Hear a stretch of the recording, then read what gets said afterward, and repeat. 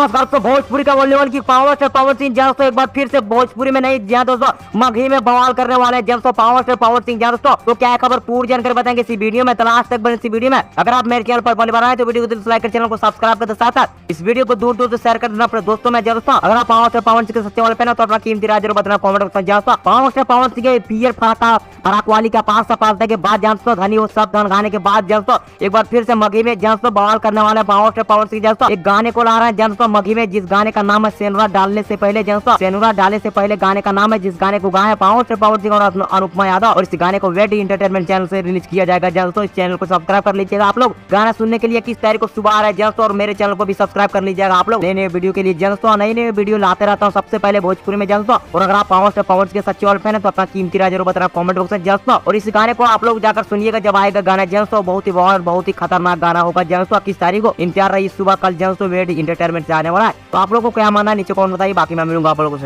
Jai Hind, Vande Mataram.